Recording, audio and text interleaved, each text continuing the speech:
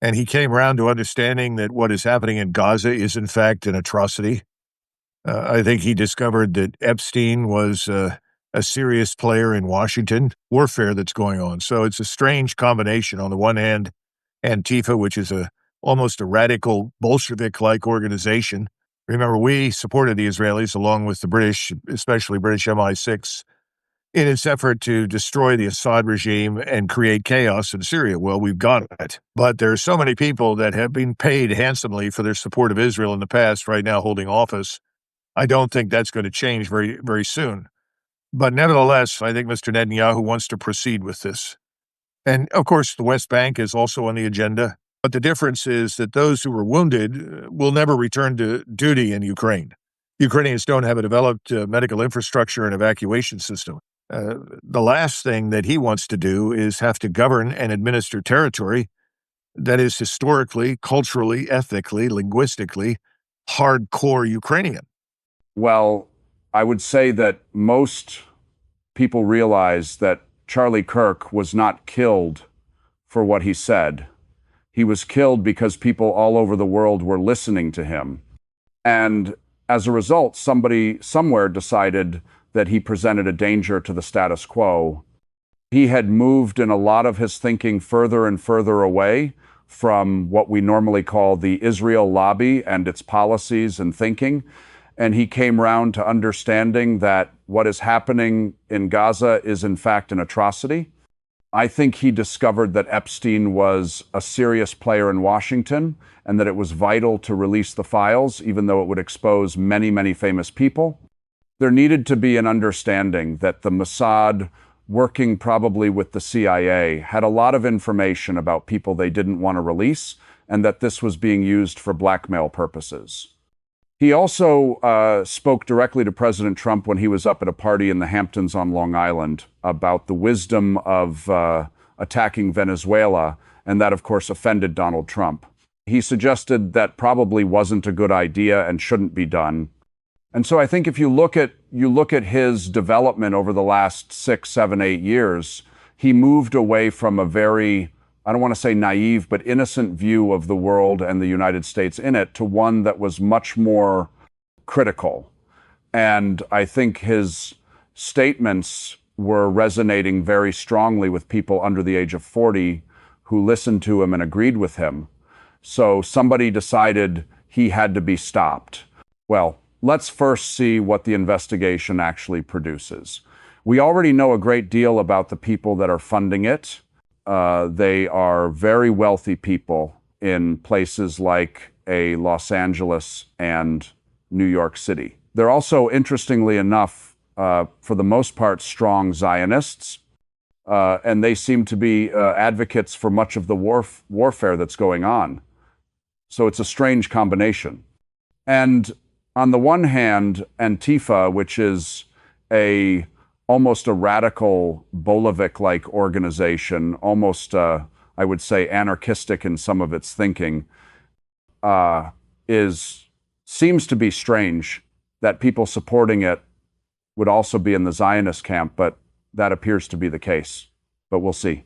We don't know all the details, but certainly during 2020, we learned a lot about it. And many Europeans may not realize this, but Antifa caused at least $2 billion worth of damage during 2020. In the summer and early fall of that year, during the election year, a number of people were killed, including policemen. Many of these were just innocent bystanders. A lot of people were injured. So this is by no means a moderate organization in any way, shape, or form. So I don't think that for us in the United States, its designation as a radical terrorist organization comes as a surprise. If anything, many of us are wondering why it didn't happen earlier. Well, you just hit the nail on the proverbial head. What is Israel's objective? And Israel cannot be the dominant power in the region as long as Iran remains intact and a viable force. Iran has emerged from this 12-day conflict much stronger for the experience. The assumption was, at the time, that the Israelis could balkanize Iran the way they have Syria. Remember, we supported the Israelis along with the British, especially British MI6, in its effort to destroy the Assad regime and create chaos in Syria. Well, we've got it. Part of Syria is under Kurdish control. Part of it is under Sunni Islamist control. Part of it on the coast is still controlled by the Russians and neighboring Alawites. And then the southern portion is under Israeli and Druze control. So that, in many ways, is the kind of picture that Israel would like to build all over the region. Israel feels safe when all the nations around it are weak and divided and incapable of governing themselves. Frankly, they see that as a benefit strategically to Israel. Now, I'm saying Israel, I mean Mr. Netanyahu, obviously, and the Ludnik, the party that support him. He wants to do that to Iran, and that has failed. And so the question is, can he realize all of his goals in the region, which involves territorial acquisition in Syria, potentially Jordan, southern Lebanon, as well as parts of Egypt? Can he do that and still survive with Iran standing in the way? Iran is kind of a colossus. Remember, Iran is the size of Western Europe. It has a very large population. They've turned out to be far more sophisticated and capable than the Israelis, or we, in my judgment, ever gave them credit for being. So I think he has to, it's a kind of do or die moment, because right now he has virtual complete control of the United States Congress and the White House. Everything that he does is really dependent upon our unconditional support. So as long as he's got that, I think he feels he's got to use it. So I think September, certainly October latest, would probably be December or November. But I rather thought by the end of September, beginning of October, we'd see some action. Now, how could that occur? Well, I would imagine a false flag is eminently possible, where something occurs that MI6 and Israel cooperate to facilitate, and then it's blamed on Iran. No doubt we, that is the CIA, would have a hand in that as well. I just have the feeling something like that will occur. But remember, the Israelis do have submarines. These are conventional diesel subs. The Germans built them and provided them to the Israelis free of charge. They do have nuclear warheads on cruise missiles that they can fire from those submarines. They already know that there has been tremendous progress in Iran with regard to air and missile defense. The Russians that initially offered to help the Iranians really didn't take up that offer, felt strongly they could do it on their own. Well, after the experience of the 12-day conflict, they turned back to Russia, and the Russians have provided an enormous amount of support with regard to integrated air defenses. I think the Russians have also made it clear that if the Israelis try to destroy Iran, in other words, to do to it what was done in Syria, that they will not stand by and allow that to happen. And for that matter, the Chinese have also made similar noises. It's a very, very dangerous set of circumstances. The United States could stop all of it. President Trump could stop these things overnight. All he would have to do is say, I'm not sending any more support or assistance to the Israelis until they come to terms with a solution in Gaza and agreed to no further fighting with Iran or anyone else in the region. But I don't see much evidence that such a thing could happen. I think President Trump is 100% in their grip. So this is the time to act if you're Netanyahu. Waiting doesn't make any sense. Well, it's very clear the Israelis have not minced words. They want to either drive out or kill the population that lives in Gaza. They have wanted to do that for a long time now. They were restrained in the past for various reasons, but I think now that they have effectively unconditional support from Washington, from the Congress, and from the president, they want to exploit it before they lose it. There's always a danger that public opinion in the United States could turn against them. I think increasingly it's already begun to do that. But there are so many people that have been paid handsomely for their support of Israel in the past, right now holding office. I don't think that's going to change very, very soon. But nevertheless, I think Mr. Netanyahu wants to proceed with this. And of course, the West Bank is also on the agenda. If you cannot be successful in doing this in Gaza, then you can't proceed to the West Bank.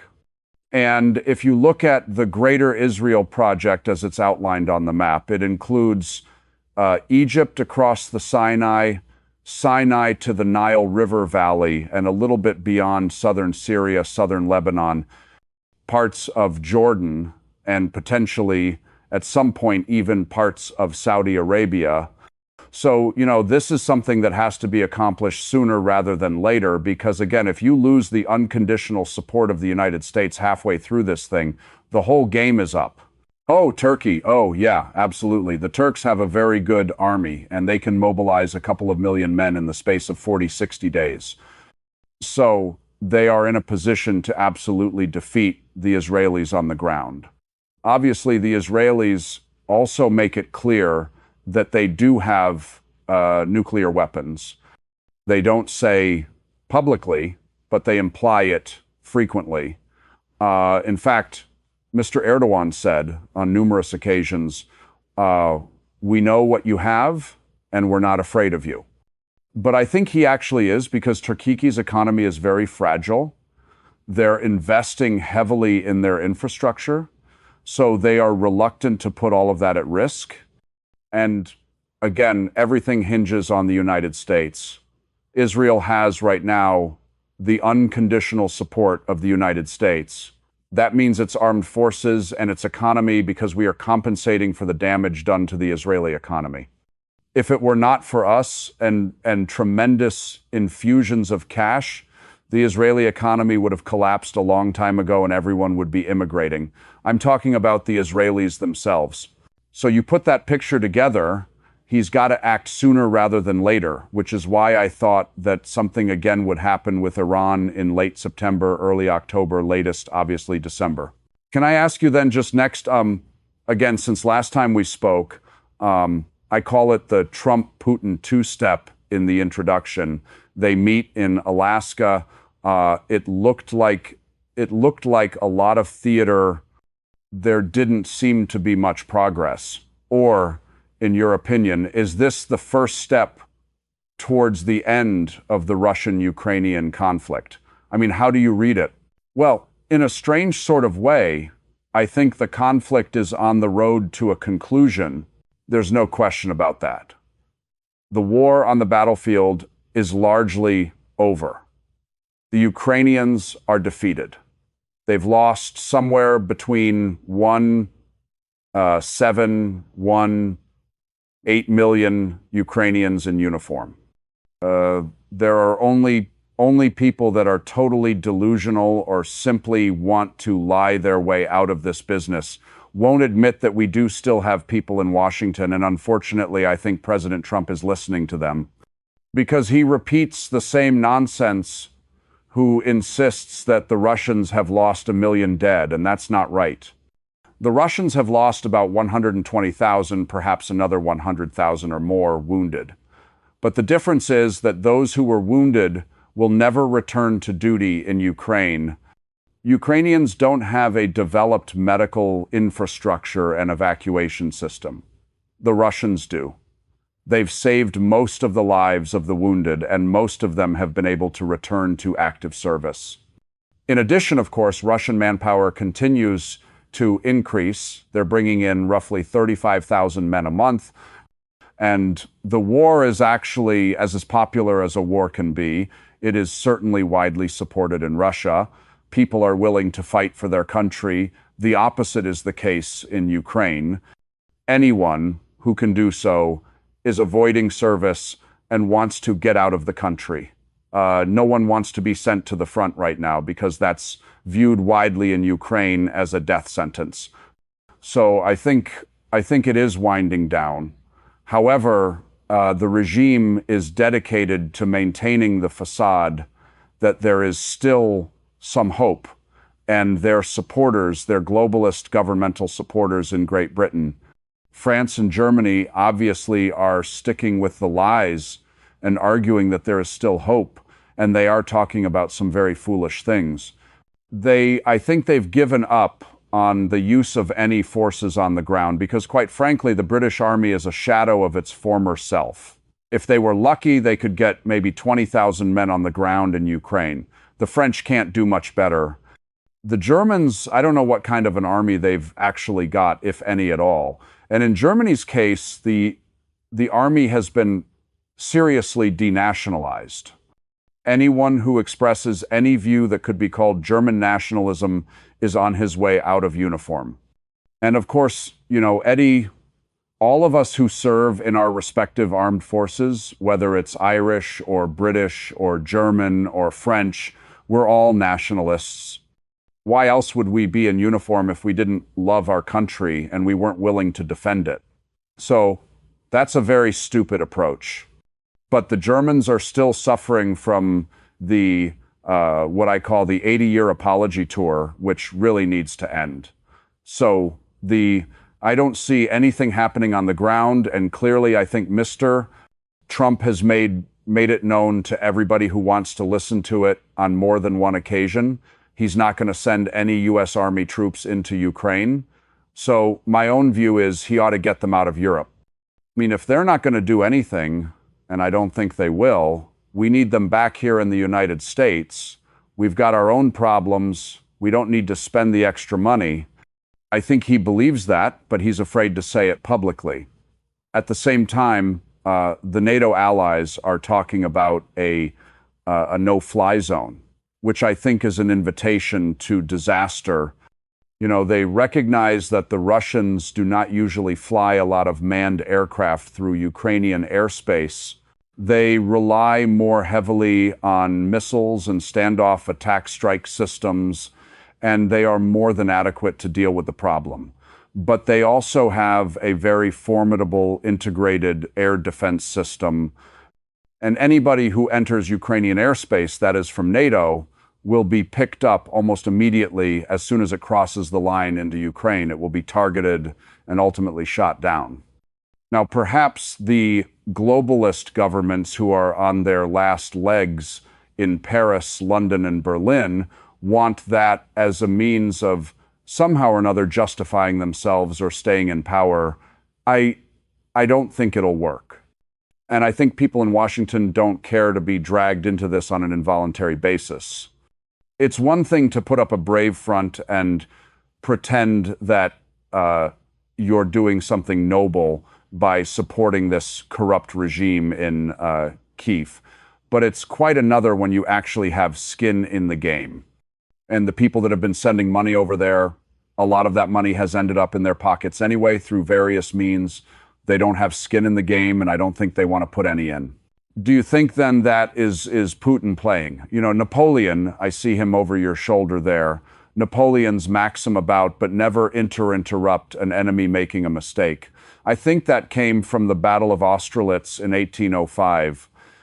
And I know you love your history, where he weakened his right flank, and the Austro-Hung, the Austrian-Russian army attacked, swung around to right, weakened their center, and then he just took the Palin Heights, which extraordinary battle plan. But Putin seems to be, I'm putting it as a question, is Putin, slowing things down, et cetera, because he can see that Europe itself is moving much more towards nationalism away from globalism. You see the shift in Germany, you see the shift in France, you see it in Holland, you see it in Austria, you see it in Italy, and hopefully someday it will happen in Ireland. Do you think that's part of the reason why he has been slow to seriously engage in peace discussions? And that's the second part of that question is, if there is a peace agreement, what does demilitarize Ukraine look like? Well, let's take this apart and try to make sense out of the whole thing. First of all, contrary to what people have been saying, the globalists, Putin has never been interested in ruling all of Ukraine. He didn't want to conquer it, and he doesn't want to rule it. He is very interested in liberating the Russians that have lived under an oppressive regime, and he's done that. He's interested in controlling the territory that he thinks is strategically vital to Russia's long-term security interests. He's already got most of that, and I think he'll consolidate his gains in the near future.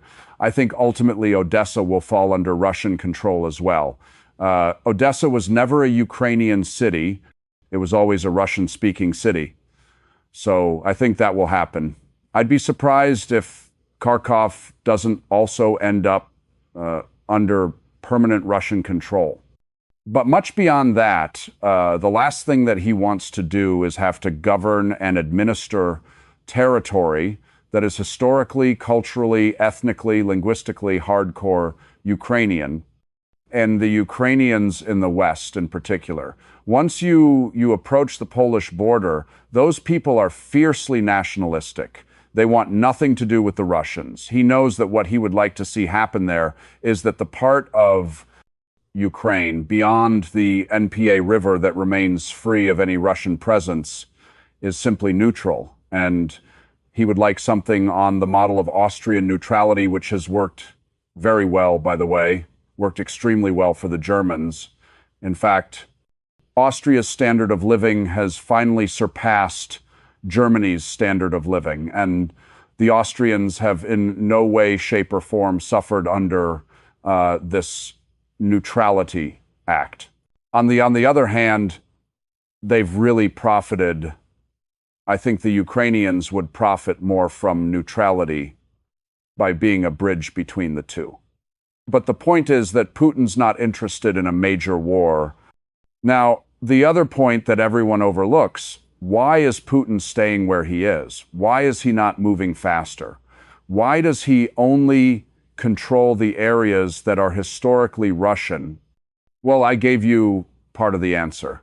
The other part of the answer is that he doesn't want a war with the United States. He knows how impulsive Donald Trump is. And Donald Trump is the sort of person who can be moved emotionally very easily. If he were to say to the general staff, I want you to seize KF by the end of September, could they do it? Absolutely. They could do it, but in his mind, that would not be beneficial because it might create the illusion that he wants to defeat, that he's interested in controlling everything in Ukraine. He's not, never was. And if something like that were to happen, I think what Mr. Putin would say is, how do I stop people from besieging Donald Trump in Washington and telling him that the juggernaut is headed for the rest of Europe and we have to intervene to save Europe and all this kind of nonsense? And Trump can be manipulated emotionally. We saw that in his first term when he lobbed missiles into the desert in Syria on 2 occasions on the basis of what was false lag. There were no children dying of sarin gas or anything else. It was all nonsense. It was all MI6 fabricated, but it worked. Phony pictures of a dead baby and other things were put in front of Trump, and he said, oh, we have to act. You know, it was all nonsense. But the problem is, if you know the personality of the opponent, and I think Mr. Putin understands Donald Trump, why would you offer red meat like that to your enemies in Washington or Brussels? So I think he's going to continue to do what you see him doing now. He's going to move deliberately, systematically. He's going to consolidate control over what he takes. And he's also watching carefully what you mentioned, which is the very probable turnover in government. I mean, I don't know, I'm sure you watched it, Eddie, but I watched the population in London, the hundreds of thousands of people that showed up with the British flags and the cross of Street George. Now, I'm not an Englishman, but I was moved by that and I was heartened by that. The thing I do not understand is this globalist passion for the destruction of the European peoples by ruining them, by bringing in millions of foreigners. They did not ask for people that can never assimilate people who are radically different from them and people who have no use for them. They don't even feel a shred of admiration for the achievements of the European peoples over many centuries.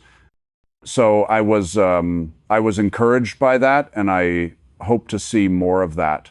I'm told that something like 800,000 Frenchmen are expected to rise up in Paris in the near future.